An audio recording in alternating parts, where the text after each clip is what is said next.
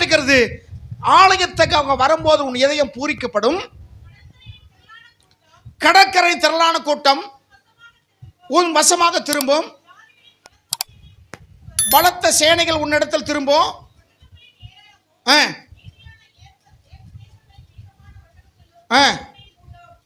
7ஆம் வசனம், இதுதான் நான் படிச்சுக்கிட்டு இருந்தேன். கேதாரின் ஆடுகள் எல்லாம் உன்னிடத்தில் சேர்க்கப்படும். ஹல்லேலூயா. கேதாரின் ஆடுகள்னா ஆடுகளே பல ரகம் இருக்கு பாத்தீங்களா. கேதார்னு சொல்லக்கூடிய ஒரு நாடு, அந்த நாட்டில் உள்ள ஆடுகள் புஷ்டியான ஆடுகள்.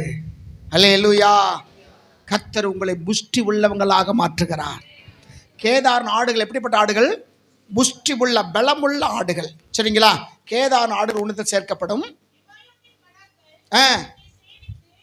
கடாக்கள் உன்னை சேவிக்கும். வாலிபர் மீட்டிங் கிட்ட இந்த வசனத்தை கர்த்தர் கொடுத்தாரு. அதை நான் படிச்சுக்கிட்டு இருக்கும் போது தான் தம்பி சொன்னார், ஆடுகள் வரும், ஆட்டுக்குட்டி வரும், கடாக்கள் வரும். சாயங்காலம் கூட்டத்துக்கு யார் வரணும்? யார் வரணும்? கடாக்கள் வரணும். அப்போ கடாக்கள்னா ஆண்கள் தானே, பெண்கள் கடாக்கள் இல்லையே அப்படின்னு நினைக்கிறீங்களா? ஆணுடைய பார்வைக்கு ஆண் என்றும் இல்லை, எல்லாம் ஒன்று தான். அல்லேலூயா.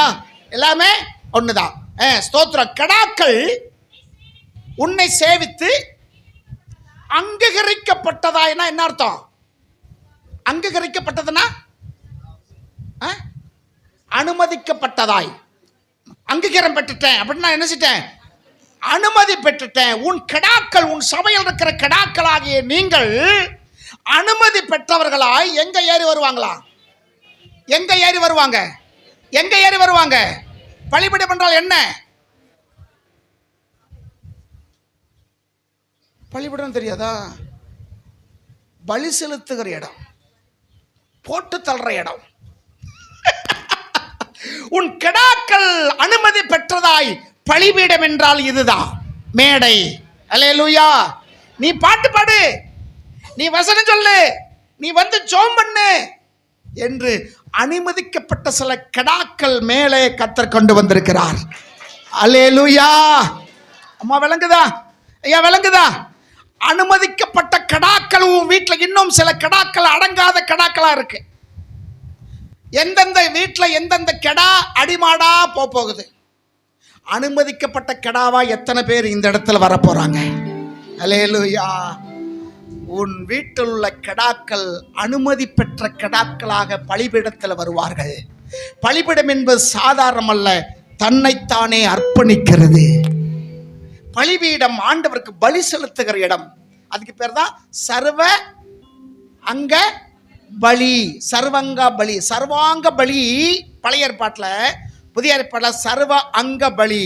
கண்ணு, மூக்கு, வாயி, உடம்பு, காலு, சர்வ அங்கங்களுடைய பலி. அனுமதிக்கப்பட்ட கடாக்களாக இருக்க மேலே வந்திருக்கிறது. இன்னும் நிறைய கடாக்கள் அடங்காம சுத்திக்கிட்டு இருக்கு. அந்த கடாக்களை கர்த்தர் கொண்டு வர வேண்டும். அல்லேலூயா. கிறிஸ்துவனுடைய வாழ்க்கை குறித்து நம்ம அநேகருடைய வாழ்க்கையில வெற்றி இல்லாம இருக்கிறோம், தோல்ந்து போய். அம்மா இன்னைக்கு ஒரு விசுவாசத்துல வந்திருக்கிறாங்க, பெல்ட்ல இடுப்புல பெல்ட் போட்டு வந்திருக்கிறாங்க, அருமையான தாயார். ஏன்னா அவங்களுக்கு வேதனை, ரொம்ப நேரம் உட்கார முடியாது. ஆனாலும் இந்த கோயிலுக்கு போகணும், ஆலயத்துக்கு போகணும், கடவுள் இயேசு எனக்கு சுகம் கொடுப்பாருன்னு நம்பிக்கையோட வந்திருக்கிறாங்க. அதான் வெற்றிக்கு முதல் படியே விசுவாசம் தான். அல்லேலூயா. உன் வாழ்க்கையில வெற்றி அடையணும். ஒரு சகோதரி இங்க முழிங்கால் போட்டு நீண்ட நேரம் ஜெபிச்சுக்கிட்டு இருந்தாங்க. கண்ணீர் மாலை மாலையாய் வந்தது, தாரத்தாரையாய் கண்ணீர். ரொம்ப நேரம் இங்க இந்த இடத்துல முழிங்கால் போட்டு முழிங்கால் போட்டு ஜெபிச்சுக்கிட்டு இருந்தாங்க. சகோதரி ஜோதிமணி என்று நினைக்கிறேன். ஸ்தோத்திரம். அவ்வளவு வேதனை, உடைஞ்சு போயிருக்கிறாங்க, உள்ள உடைக்கப்பட்ட நிலையில் இருக்கிறாங்க. இந்த இடத்துல இயேசு என் கண்ணீரை காண்பார், இயேசு கண்ணீருக்கு பதில் கொடுப்பார். அந்த நம்பிக்கை தான். ஒரு மனுஷன் முன்னாடி அழுதுனீங்கன்னா அவன் உன்னை போகும்போது மட்டமா நினைச்சிட்டு தான் போவான். ஒருவேளை நீ அழுகும் போது அவங்க நினைக்கலாம் அழாதமா என்ன செய்ய அப்படின்னு சொல்லுவாங்க, தவிர மனசுக்குள்ள உன்னை பத்தி என்ன இருக்கும்? ஒரு மட்டமான காரியம் தான் இருக்கும். தேவனுக்கு முன்னாடி விடுகிற கண்ணீர் தேவன் ஒரு நாள் வீணா போக விட மாட்டார். அப்ப நம்முடைய வாழ்க்கையில வெற்றி அடைய வேண்டும் நினைக்கிறோம், அப்படித்தானே? நம்ம வாழ்க்கையில என்ன அடையணும்? வெற்றி அடையணும். என் குடிகார புருஷன் மனம் திரும்பணும் பாஸ்டர், திரும்பிட்டா நம்ம வாழ்க்கையில வெற்றி. ஆமா இல்லைங்களா? என் குடும்பத்தில் நிறைய கடன் இருக்கு பாஸ்டர், அப்ப கடன் தீர்ந்தால் வாழ்க்கையில ஒரு வெற்றி. வியாதியோடு என் குடும்பம் இருக்கிறது, வியாதி சுகமானால் நமக்கு ஒரு வெற்றி. என் பிள்ளை பாஸ் ஆனால் வெற்றி, என் மகனுக்கு ஒரு வேலை கிடைச்சா வெற்றி, என் பிள்ளைக்கு திருமணம் ஆனால் ஒரு வெற்றி, என் பிள்ளைகளுக்கு பிள்ளைகள் பிறந்தால் ஒரு வெற்றி. ஆமாவா இல்லைங்களா? வெற்றி வெற்றி வெற்றி வெற்றி வெற்றி வெற்றி பெறணும் தான் நம்ம எல்லாரும் என்ன செய்வோம், நினைப்போம். தோத்து போகணும்னு யாருமே என்ன செய்ய மாட்டோம், நினைக்க மாட்டோம். அப்படித்தானே?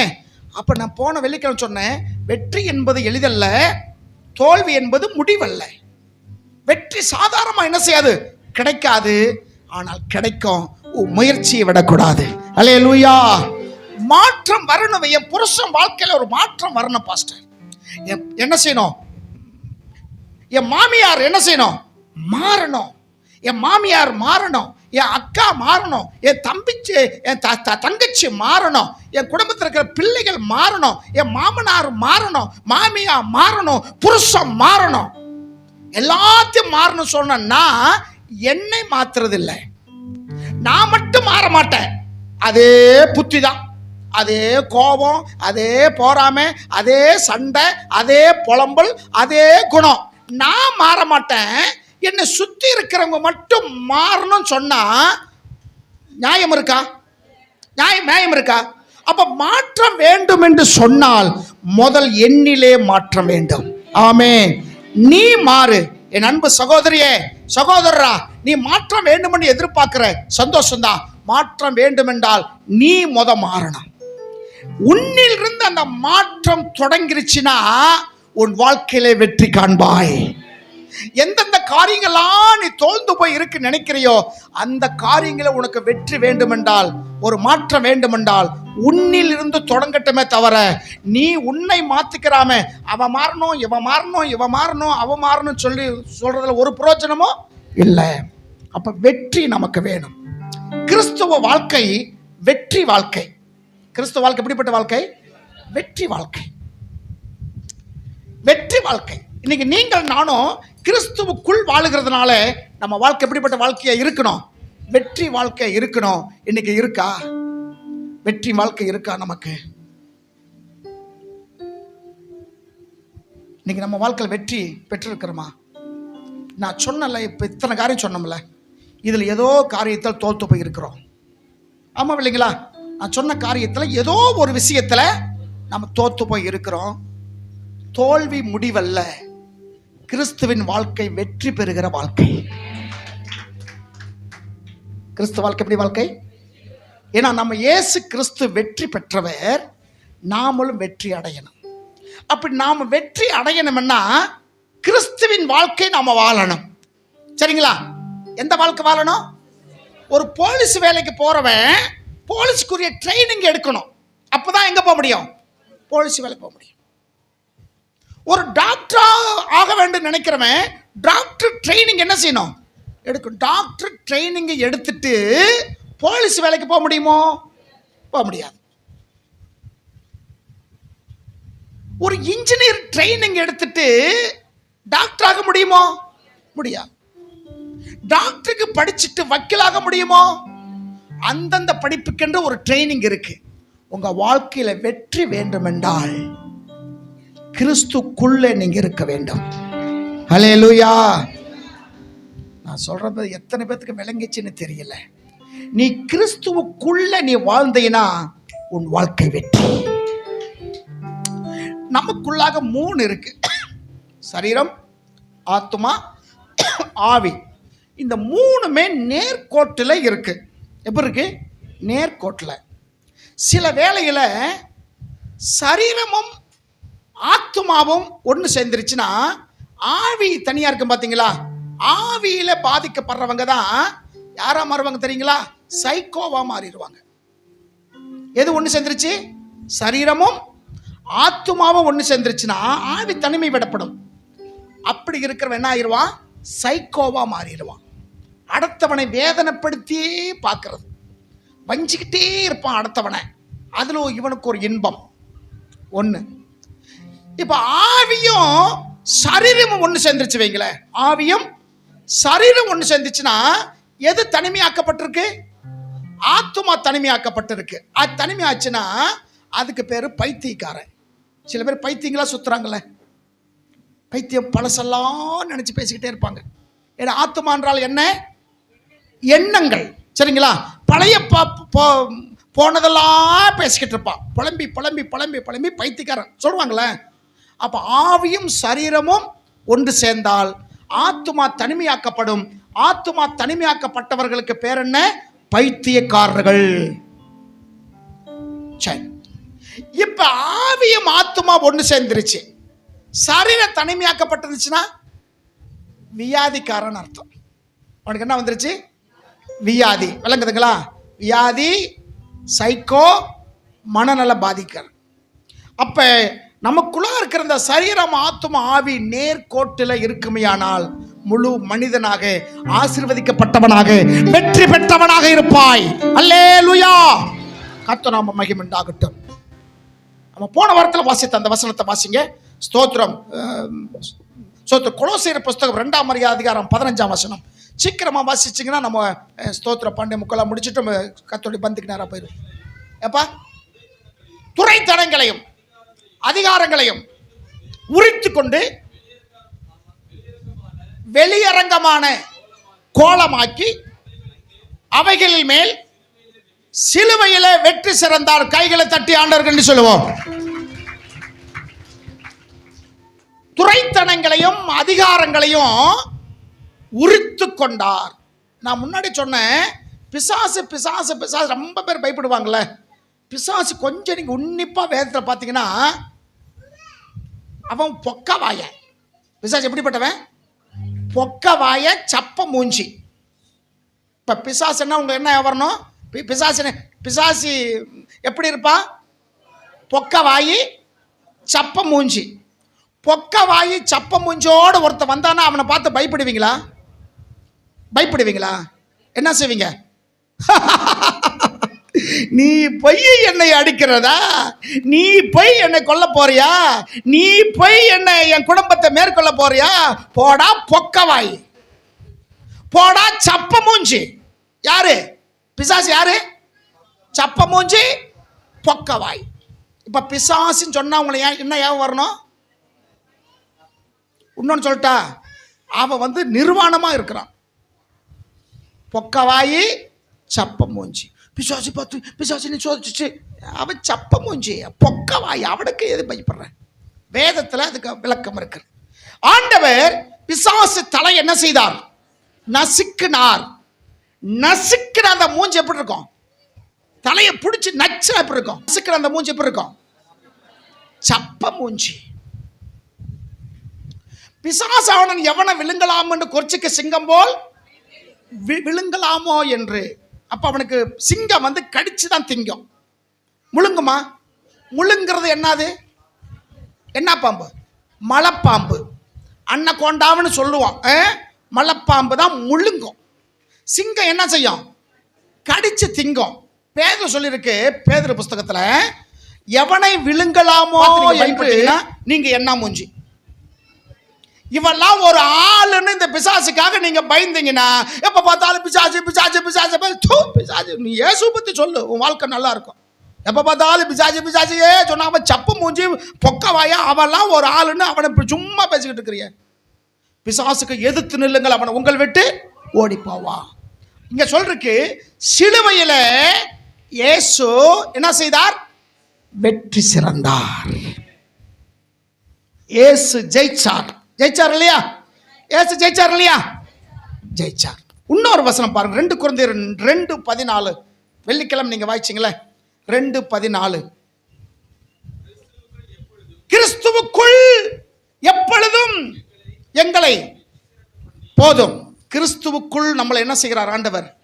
வெற்றி சிறக்க பண்ணுகிறார். வெற்றி வேணுமா? வெற்றி வேண்டுமா? வேணும். அப்ப நீங்க எங்க இருக்கணும்? கிறிஸ்துவுக்குள்ள இருக்கணும். நீ கிறிஸ்துக்குள் இருந்தால் புது சிருஷ்டியாய் மாறுவ. பழவைகள் ஒளிந்து போகணும், எல்லாம் புதிதாகணும். புதிதாயிடுச்சுன்னா கிறிஸ்துவின் வெற்றி உங்களுக்கு வரும். நீங்க எதுல இருந்தா வெற்றி காண வேண்டும் என்று விரும்புறீங்களோ அந்த வெற்றியை கர்த்தர் உங்களுக்கு தருவார்.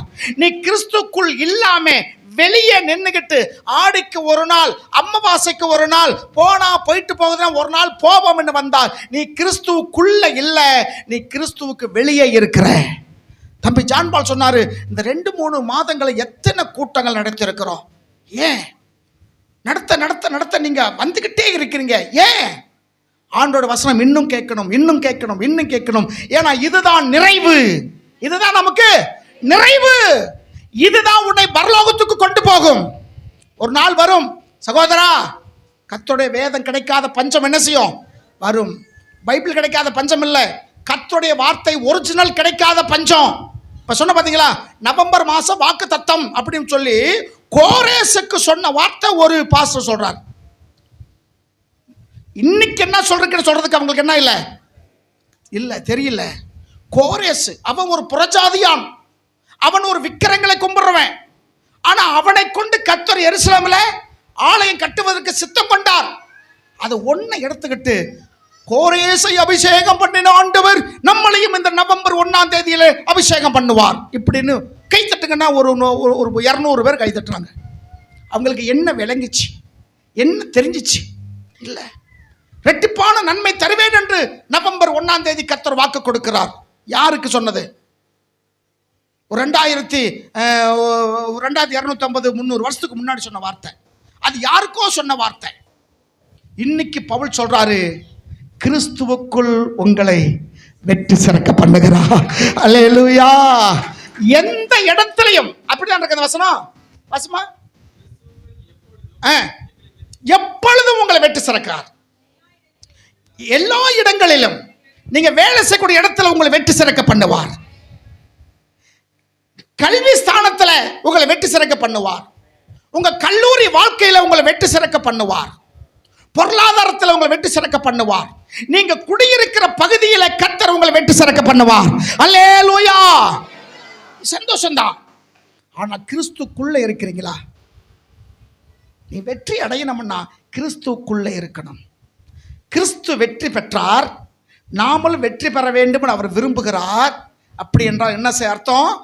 அவர் வாழ்ந்தது போல நம்ம வாழணும். இயேசு வாழ்ந்தது போல கிறிஸ்துவின் வாழ்க்கை நமக்கு என்ன வேணும்? 5 வசனங்கள் சீக்கிரமா சொல்லி நம்ம கடந்து போயிடுறேன்.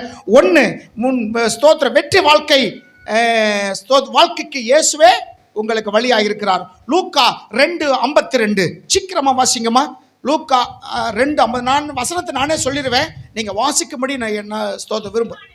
இயேசுவானவர் ஞானத்திலும் வளர்த்தியிலும் தேவ கிருபையிலும் மனசு தயவிலும் விருத்தி அடைந்தார். கிறிஸ்து எப்படிப்பட்ட இருந்தாரா? விருத்தி அடைந்தார். எப்படி? எந்தெந்த வகையில? ஞானத்திலும் வளத்திலும் தேவ கிருபையிலும் மனசு தயவிலும் அதிகமா விருத்தி அடைந்தார். அல்லேலூயா. பக்கத்து வீட்டில் சண்டை, ஏத்து வீட்டில் சண்டை, எப்படி மனுஷங்கிட்ட தயவு பெற முடியும்? அதான் சொன்னாங்க, சிங்கம் உள்ள வருது, எத்தனையோ சிங்கம் காட்டுக்குள்ள சுத்துது, ஒரு சிங்கத்தை 2 சிங்கத்தை கொண்டு வந்துட்டாரு. மானு வருது, புதுசா மானு வருது. சிங்கம் பார்த்தோன்னே, வா வா, என்னை பார்த்து 100 மைல் ஓடி போறவன் இப்ப நான் இருக்கிற இடத்துலயே வர்றையா அப்படின்னு நினைச்சு அதில் விரட்டி விட்டுச்சுன்னா வேலைக்குள்ள வந்திருக்குமா? முடியுமா? முடியாது. மரங்கொத்தி சொன்னார், நல்ல வசனம். மரங்கொத்தி எப்போ பார்த்தாலும் கொத்திக்கிட்டே இருக்கிறது. பக்கத்தில் இருக்கிற ஒரு கொத்து, இங்கிட்டு இருக்கிற ஒரு கொத்து, முன்னாடி இருக்கிற ஒரு கொத்து.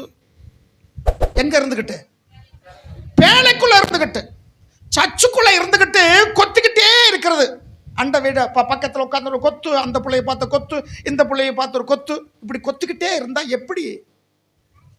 எப்படி வளரும்? சபை வளரும்? எப்படி கிறிஸ்துக்குள்ளாக விருத்தி அடைய முடியும்? இயேசு வெற்றி பெற்றதுக்கு முதல் காரணம் என்னது? மனுஷ தயவிலும் தேவ கிருபையும். உங்களுக்கு மனுஷன் தெய்வம் இருக்கணும், தேவ கிருபை இருக்கணும். சரி, இப்ப நீங்க வாழ்க்கையில வெற்றி வேணும்னா இயேசுவானவர் ஞானத்திலும் பலத்திலும், ஞானத்திலே பெருக வேண்டும், ஞானத்திலே வெற்றி வேண்டும், பலத்திலும் தேவ கிருபையிலும் மனச தெய்வம். தேவ கிருபையும் வேணும், மனச தெய்வம் வேண்டும்.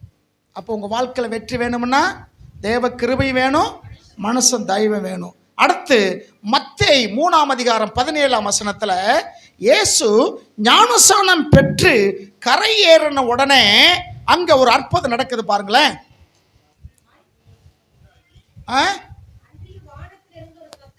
அன்றியும் வானத்திலிருந்து ஒரு சத்தம் உண்டாகி, இவர் என்னுடைய நேசகுமாரன், இவரில் நான் பிரியமாயிருக்கிறேன், இவருக்கு செவி கொடுங்க என்று ஒரு வானத்தில் சத்தம் உண்டாயிற்று. அல்லேலூயா. ஆண்டவர் யூதா ராஜா சிங்கம், ஆமாம் இல்லைங்களா? ஆமா தானே? யூதா ராஜா சிங்கம், ஆட்டுக்குட்டியும் அவர்தான், சிங்கமும் அவர்தான். சரிங்களா? இப்ப சிங்கமாக அவர் ஞானஸ்நானம் பெற்று கரையேறி வருகிறார். எதுக்காக? சிங்கமாக. இந்த சிங்கத்தின் மேல ஒரு புறா வந்து அமர்ந்தா அந்த புறா நிலைமை என்ன ஆகும்? சிங்கம், ஒரிஜினல் சிங்கத்து மேல புறா வந்து இறங்குச்சுன்னா கடிச்சு தின்றும் இல்லையா? இந்த சிங்கம் அந்த புறாவை அரவணிக்கிறது. அல்லேலூயா.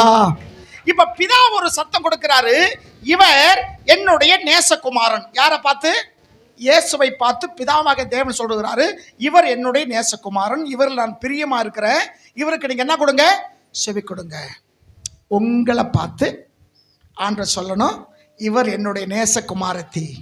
அல்லேலூயா. இவ எனக்கு நேச குமாரத்தி. குமாரின் பேர் வச்சா போதாது, நேசகுமாரியா இருக்கணும். அல்லேலூயா. இவர் என்னுடைய நேசகுமாரன். உங்களை பார்த்து ஆண்டவர் சொல்லணும், ஆண்டவருக்கு கிடைச்ச வெற்றி உங்களுக்கு கிடைக்கணும்னா, ஆண்டவருக்கு கிடைச்ச மகிமை உங்களுக்கு கிடைக்கணும்னா, கிறிஸ்தவ வாழ்க்கை வெற்றியான வாழ்க்கை நீங்க வாழணும்னா, பிதாவாகிய தேவன் இயேசுவை பார்த்து சொன்னாரு, இவர் என்னுடைய நேசகுமாரன். உங்களை என்னை பார்த்து அப்படி சொல்லுவாரா? சொல்ல முடியுமா? சொல்ல முடியுமா? ரொம்ப பேர் வாயிலே வரல பாருங்க. நானே வீட்டுக்கு போனாலே நிலைமை என்னன்னு தெரியும். ஏதோ சர்ச்சில் இருக்கும்போது தான் சில கவலை மறந்துருக்கிறேன். வீட்டுக்கு போனவுடனே என் கவலையெல்லாம் என்ன செஞ்சிருது? மறந்தது. நான் பட்ட கஷ்டம், நான் பட்ட பாடு எம்பாடிச்ச இயேசுவுக்கு தான் தெரியும். இங்கே சும்மா நல்ல பிள்ளை மாதிரி உட்காந்துருக்கேன். இந்த பூனையும் பால் குடிக்குமான்னு அமர்ந்திருக்கிறேன். இந்த சொல்வதெல்லாம் உண்மையில் அடிக்கடி ஒரு ஜோக்கில் போடுவாங்க. ஒருத்தன் சொல்லுவான், மேடம் அவனை வெளியே விட்டு பாருங்க, அவன் யாருன்னு தெரியும். சிரிக்கிறான் பாருங்க, சிரிப்பு நம்பாதுங்க, வெளியே விட்டு பாருங்க என்ன பண்ணுவான் பாருங்க, அப்போதான் தெரியும். அவன் மாதிரி நம்மளாம் வெளியே விட்டு ஆண்டவர் பார்த்துக்கிட்டு தான் இருக்கிறார். உள்ள மட்டும் நம்மளை பார்க்கல, வெளியே விட்டு நம்மளை பார்த்துக்கிட்டு தான் இருக்கிறார். அல்லேலூயா. சரி, கிறிஸ்துவின் வெற்றி பேர் நமக்கு வெற்றி வேணுமென்றால் பிதாவாகிய தேவன் இயேசுப்பா சொன்னார், இவர் என்னுடைய, உங்களை பார்த்து இவங்க நேசகுமாரத்தி, இவங்க நேசகுமாரன். அதுவும் நிக்கல, இவருக்கு நீங்கள் செவி கொடுங்கள் என்று சொல்லுகிறார். இது யாருக்கு சொன்ன மாதிரி இருக்கு? பிதாவாகிய தேவன் ரெண்டு பேர்கிட்ட பேசுறார். இயேசு ஞானஸ்நானம் பெறும்போது திரளான ஜனங்கள் இருந்தாங்க இல்லையா? இப்ப ஞானஸ்நானம் பெற்று கரையேறின உடனே முதல் இயேசுவை பார்த்து பேசுறாரு, இவர் என்னுடைய நேசகுமாரன். அப்ப யாருக்கு சொல்றாரு? ஜனங்க கிட்ட சொல்றாரு, இவர் என்னுடைய. ஒருத்தர் இருந்தா தானே சொல்ல முடியும். மத்தேயு 17:3 பாருங்க. மத்தேயு 17:3.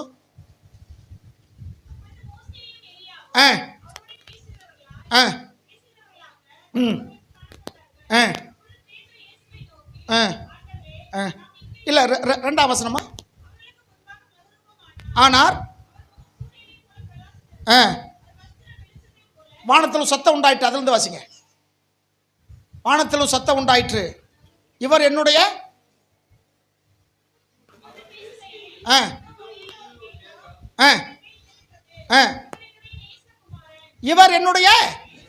இவர் என்னுடைய நேசகுமாரன். அல்லேலூயா. இவர் என்னுடைய நேசகுமாரன். இவருக்கு என்ன கொடுங்க? இவர் மேல நான் பிரியமா இருக்கிறேன். உங்க மேல என் மேல ஆண்டு பிரியமா இருக்கிறாரா? அப்ப மற்றவங்களை பார்த்து சொல்றாரு, இவர் என்னுடைய நேசகுமாரன், இவருக்கு நீங்க என்ன கொடுங்க? செவி கொடுங்க. மற்றவங்களை பார்த்து சொல்லுகிறார், இந்த புள்ள ஜெபிக்கிற புள்ள, இவங்க ஜெபத்தை நீங்க கேளுங்க.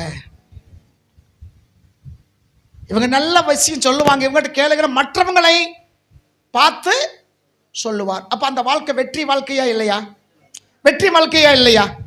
ஒரு நாள் நம்ம பேச்சு வாயை திறந்தாலுமே 1 மைல் தூரமா போறவங்க இன்னைக்கு நம்ம பேச்சு கேட்கறதுக்கு நம்ம கிட்ட வர்றாங்கன்னா நம்ம வாழ்க்கை வெற்றியின் வாழ்க்கையா தோல்வியின் வாழ்க்கையா? இந்த வாழ்க்கை நீங்க வாழ வேண்டும் என்று கர்த்தர் விரும்புகிறார். அல்லேலூயா, ஸ்தோத்திரம். உங்க வாழ்க்கை அப்படியாக மாறணும். இவர் என்னுடைய நேசகுமாரன், இவரில் நான் எப்படி இருக்கிறேன்? பிரியமா இருக்கிறேன். இவருக்கு நீங்க என்ன கொடுங்க? செவி கொடுங்க. அப்ப நம்ம வாழ்ற வாழ்க்கை பிரியமான, கடவுளுக்கு பிரியமான வாழ்க்கையா இருந்தால் நம்ம வாழ்க்கை வெற்றியின் வாழ்க்கை. 3வது காரியம், லூக்கா சுவிசேஷம் 4ஆம் அதிகாரம் 13ஆம் வசனம். கிறிஸ்துவின் வாழ்க்கை. நீங்க நினைக்கலாம், இயேசு அவர் தெய்வமா இருந்தாரியா, அவருக்கு என்ன பிரச்சனை? எங்க மாதிரி வந்தாதானே அவருக்கு தெரியும் நாங்க எவ்வளவு கஷ்டப்படுறோம், எத்தனை ஸ்தோத்திர குழு வாங்கி வச்சிருக்கிறோம், எத்தனை பாடுகள், எத்தனை கடன்க, எத்தனை காரியங்கள் நாங்களுக்குள்ளாக இருக்கு. அவரு இந்த உலகத்துல மனுஷனா வந்திருந்தா தான் தெரியும்னு சொல்லி நினைக்காதீங்க. இயேசு இந்த உலகத்துல வந்தார், நம்ம பட்ட பாடுகள்லாம் அவரும் பட்டார். வாசிங்க 4:13.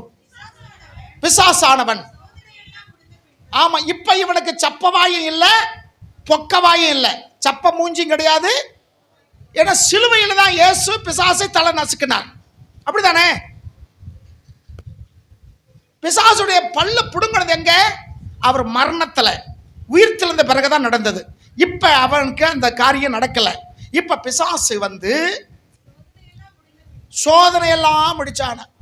இயேசு ஞானசானம் பெற்று கரையான உடனே ஆவியானவரால வனாந்தரத்துக்கு கொண்டு போகப்பட்டார். அங்க 40 நாள் என்ன செய்தார்? உபவாசம் இருந்தாரு இல்லையா? 40 நாள் உபவாசம் இருந்தாரு. உபவாசம் இருந்து முடிச்ச உடனே பிசாசு வந்து தான் நிற்கிறான். நாம் நினைக்கிறோம் வெள்ளிக்கிழமை தோறும் இங்கே ஜபம் இருக்கு, வெள்ளிக்கிழமை தோறும் உபவாச ஜபம் நம்ம சபையில் நடந்துகிட்டு இருக்கு. ஒரு சிலர் தான் பங்கு இருக்கிறீங்க, பாக்கி முடியல. ஒருவேளை பங்கெடுக்க வாய்ப்பு இருந்தால் நீங்க கலந்துக்கலாம். ஸ்தோத்திரம். ஏசு 40 நாள் உபவாசம் இருந்து முடிச்ச உடனே யார் நிற்கிறா? வந்து பிசாசு வந்து தான் நின்னா.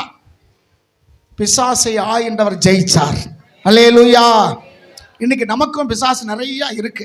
என்ன பிசாசு தெரியுமா? வறுமைன்னு சொல்லக்கூடிய பிசாசு, தரித்திரம் சொல்லக்கூடிய பிசாசு, சண்டைன்னு சொல்லக்கூடிய ஒரு பிசாசு, சமாதானம் இல்லாமல் செய்கிற ஒரு பிசாசு, தற்கொலைக்கு தூண்டுகிற ஒரு பிசாசு. விளங்குதுங்களா? இத்தனை பிசாசுகளை ஒவ்வொரு நாளும் நம்ம என்ன செஞ்சுட்டு இருக்கிறோம்? சந்தித்து கொண்டு தான் இருக்கிறோம்.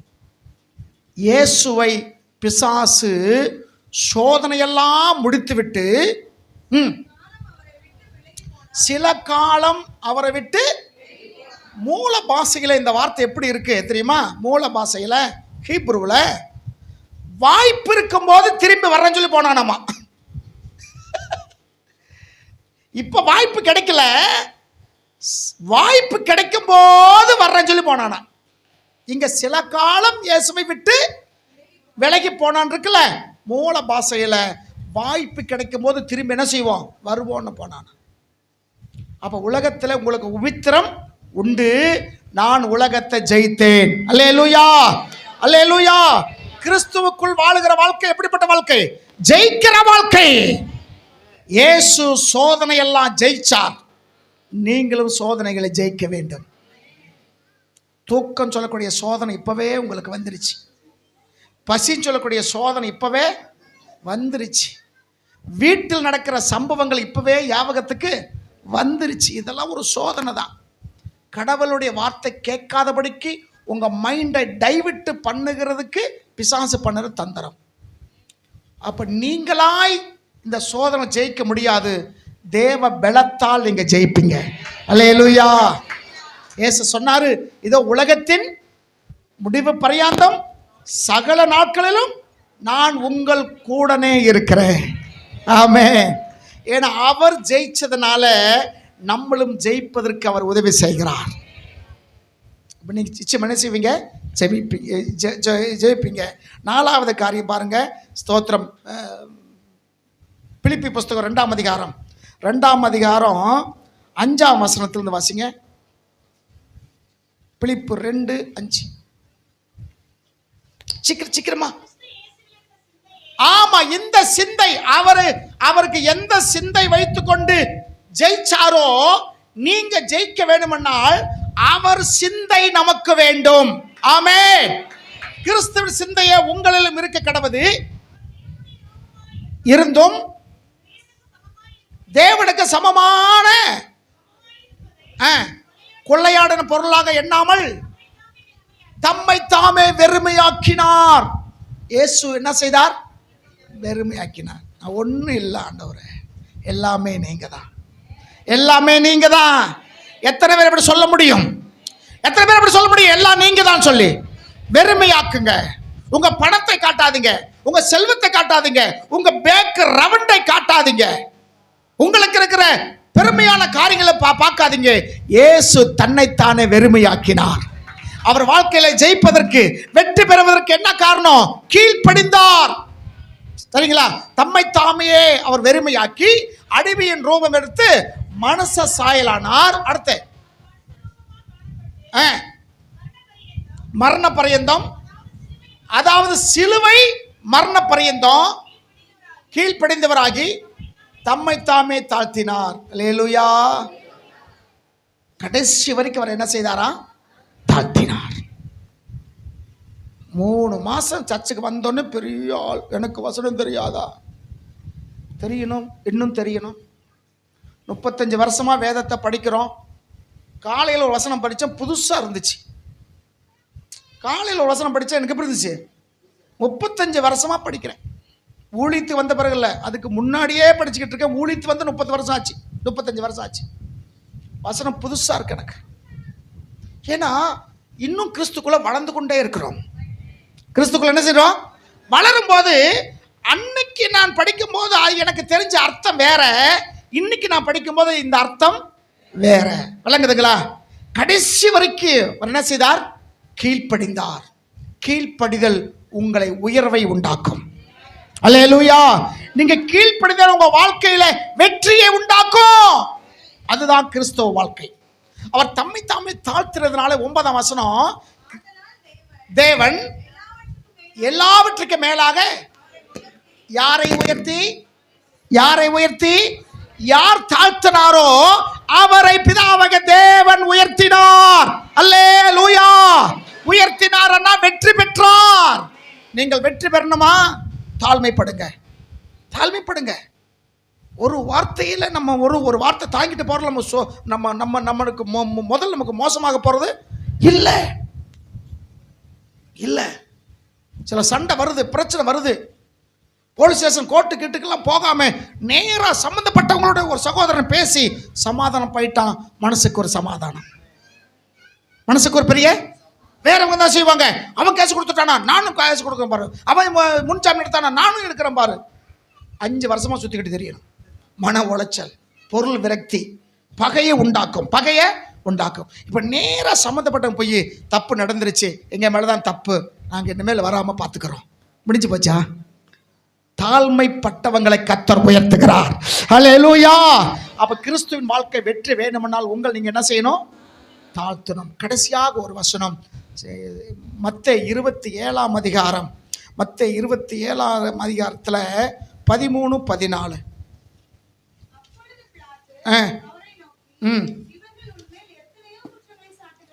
இயேசுவை மேல ஜனங்கள் நிறைய குற்றம் சாத்தினாங்க. இவரா கோயிலை இடிக்க சொன்னாயா?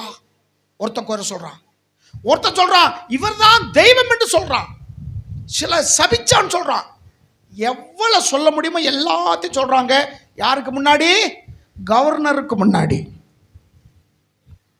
பிலாத்துக்கு முன்னாடி குற்றப்படுத்தினாங்க. அதான் சொல்றாரு, பிலாத்து சொல்றாரு, இவர்கள் எத்தனையோ குற்றங்கள் உன் மேல சாட்டுகிறார்களே, நீ அவைகளை கேட்கவில்லையா? காது கேட்கார போற இருக்கிறீங்களே, இத்தனை குறை சொல்லிக்கிட்டு இருக்க இந்த அம்மா, உங்க மாமியா இவ்வளவு குறை சொல்லுத, உன் மருமக இவ்வளவு குறை சொல்லுத, உன் நாத்தனாரு, குழந்தனாரு, விளக்குமாறு, அந்த மாறு, இந்த மாறு, எத்தனை குறை சொல்லிக்கிட்டு இருக்காங்க. நீயும் செவிட்டிச்சு மாதிரி என்ன செஞ்சிட்டு இருக்க? இவங்க தூபம் போடுறாங்கன்னு அர்த்தம். என்ன பண்றாங்க? தூபம் போடுறான். அது பேசாம இருக்கு பாவம். நீ இப்படி இருக்கலாமா? எவ்வளவு வயிறா பாரு, எவ்வளவு பண்றா பாரு. இப்படியெல்லாம் பிசாசு சோதனைகளை கொண்டு வருவான். இப்ப இயேசுவ மேல நிறைய குற்றம் சுமத்துறாங்க. இயேசு எப்படி இருந்தாரா? எப்படி இருந்தாரா?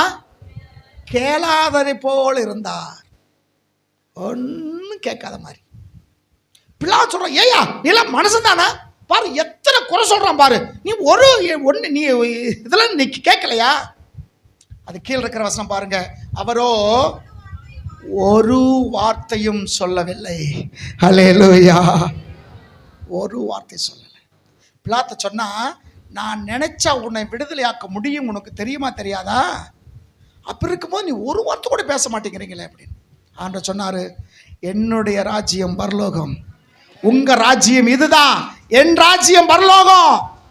சின்ன வயசுல கேட்ட பழமொழி எனக்கு ஏன் வருது, திங்க திங்க திண்டக்கல்லு வைய வைய. ஆமா, வைரக்கல்லா இருப்போம். திட்டுவாங்க, திட்டுட்டோம். திட்டுறாங்களா, திட்டுட்டோம். திட்ட திட்ட நம்ம யாரா மாறுவோம்? வைரக்கல்லா மாறுவோம். வைரக்கல்னு சாதாரண கிடையாது, விலையேற தங்கத்தை விட அது விலை கூட. சரிங்களா? இங்க சொல்லப்பட்டிருக்கிறது, அவர் ஒரு வார்த்தையும் தன் மேல பொல்லாப்பு சொல்லியும், தன் மேல இகழ்ச்சியாக பேசியும், தன் மேல குற்றம் செய்யாத காரியத்தை குற்றப்படுத்தியும் இயேசு ஒரு வார்த்தை கூட பேசல. அதனால தான் அவர் வெற்றி பெற்றார். உங்க வாழ்க்கையில் இது நடந்திருக்கா? ஒன்று சொன்னா 9 சொல்லிடுறீங்களே. உனக்கு மட்டும் தான் வாய் இருக்கா, எனக்கு வாய் இல்லையா? எல்லாத்துக்கும் தான் வாய் இருக்கு. நீ பேச, நானும் பேசுவேன். பேசு, உன் வாழ்க்கை அவ்வளவுதான். இயேசு கிறிஸ்துவுக்குள்ள நம்ம வாழ்க்கையில வெற்றி அடையணும்னா, சில வார்த்தைகள், தகாத வார்த்தைகள் கேட்டாலும் நீங்க ஒன்றும் மறு உத்தரவு என்ன செய்யாதீங்க, சொல்லாதீங்க. அப்படி சொன்னா சண்டை வரும், வம்பு வரும், பிரச்சனை வரும். விலங்குதான் சொல்றது உங்களுக்கு. நிறைய சகோதரிமார்கள் இந்த வார்த்தை கீழ்ப்படிஞ்சிருக்கிறாங்க. அதனாலதான் இன்னைக்கு அவங்க சமாதானத்தோடு இருக்கிறாங்க. பேசுறவங்களுக்கு சமாதானம் இல்லாம போயிடும், கேட்கிற நமக்கு சமாதானத்தை கத்தர் கொடுப்பார். ஆண்டவரே, நீங்க சொன்னீங்க, அதனால நான் பேசாம இருக்கிறேன். ஆண்டவரே, உங்களுக்காக நான் பேசாம இருக்கேன். ஆண்டவரே, நீங்க வெற்றி பெற்றதை போல நானும் வெற்றி பெறணும் ஆண்டவரே என்று நீங்க இந்த கிறிஸ்துவுக்குள் நீங்க வாழுகிற வாழ்க்கை உங்களுக்கு வெற்றி கிடைக்கும். சரி, 5 காரியம் பார்த்தோம். கிறிஸ்துவில் வெற்றி நமக்கு வேணும்னா 5 காரியம். 1, என்னது? மனுஷ தெய்வம் தேவ கிருபை வேண்டும். சரிங்களா? 2வது, இவர் என்னுடைய நேசகுமாரன். உங்களை பார்த்து என்ன சொல்லணும்? என் நேச குமாரத்தை குமாரர்கள் சொல்லணும். உங்களை நான் பிரியமா இருக்கிறேன்னு ஆண்டவர் அவளை பார்த்து சொல்லணும். 3வது, சோதனை எல்லாம் சகித்தார், ஜெயிச்சார். சோதனை எல்லாம் என்ன செய்தாரு? ஜெயிச்சார். நீங்கள் என்ன செய்யணும்? நான் சொன்ன சோதனை எப்படிப்பட்ட சோதனை உங்களுக்கு தெரியும் இல்லையா? அந்த சோதனைகளை ஜெயிக்க கர்த்தர் உங்களுக்கு பலன் கொடுப்பார். 4வது, கீழ்ப்படிந்தார். 4வது என்ன செய்தார்? எல்லாவற்றையும் கீழ்ப்படிந்தார், தம்மை தாமே வெறுமையாக்கினார். 5வது, வாய் திறமாதிருந்தார். அல்லேலூயா. அமைதியா இருந்தார். அமைதியா இருந்தீனா நீ அநேகத்துல ஆளுவாய். ஒருத்தர் சொல்லுவான், நான் அமைதியா போறவன்ல என்ன பண்றவன்? அடக்கிட்டு போறவன். அடங்கி போறவன் அல்ல, அடக்கிட்டு போறவன். நம் ஆண்டவர் சர்வ வல்லமையுள்ளவராய் இருந்தாலும் அவர் மேல குற்றச்சாட்டு சொல்லும் போது எப்படி இருந்தார்? அமைதியா இருந்தார். நீங்க அமைதியா இருக்க வேண்டிய நேரத்தில் எப்படி இருக்கணும்? அமைதியா இருக்கணும். இருந்தீங்கன்னா நீங்கள் ஜெயம் பெறுவீர்கள். எல்லாம் எழுந்து நிற்போம்.